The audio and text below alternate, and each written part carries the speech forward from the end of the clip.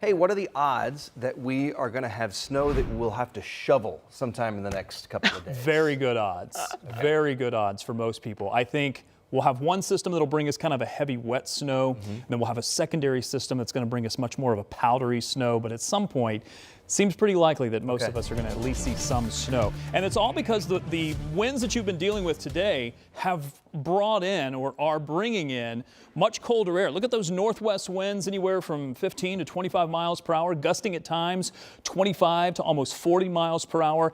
This is the changing of the air mass, bringing those 40s out of the area and bringing in some 20s and eventually some extremely cold temperatures, especially if we have a fresh snowpack on the ground. So there's satellite and radar. You may get a few snow showers, maybe a little sprinkle or drizzle mixed in with that, but little to no accumulation is expected for tonight as the temperatures drop down into the 20s. I still want you to be careful if there are a few slick spots out there. It doesn't take but a little bit to cause some problems on the roadways.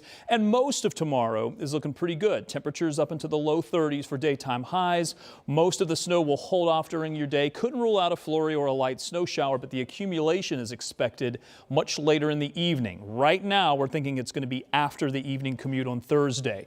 That's still some fluctuation, though, in the timing. And if that moves up just a little bit, it could have some impacts for the evening commute. Here's Thursday, 5 p.m. This is how we're expecting it to look, but it doesn't take much because watch, just a couple of hours later, we're looking at snow arriving in central Indiana and will likely continue through Thursday night, likely into Friday morning, and should be wrapping up right around sunrise, which means that for the Friday morning commute, we are expecting it to have a significant impact. Make sure you plan for that, maybe allow yourself a little bit of extra time.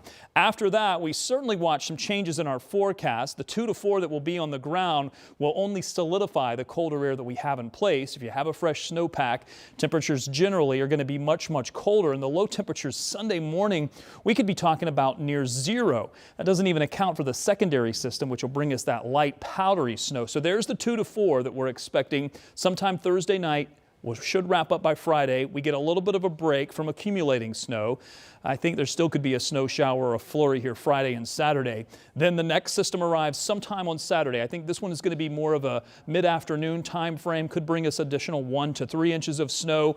Then the temperatures will drop, and I think by Sunday morning we could be looking at temperatures near zero, but wind chills could be 15 to 20 degrees below zero. It's going to be a very, very cold weekend, especially with that overnight temperature Saturday night, depending on how much snow is on the ground, really allowing those wind chills to drop. Look at the wind chills here Saturday night. Watch them drop, likely below zero, and likely maybe some locations getting down to 25 below zero. Certainly going to be a cold weekend. Let me hit the 7-day forecast for you here very quickly just to show you. We're giving you alert days for Friday, Saturday, Sunday. Snow, snow, cold, Friday, Saturday, Sunday. Guys?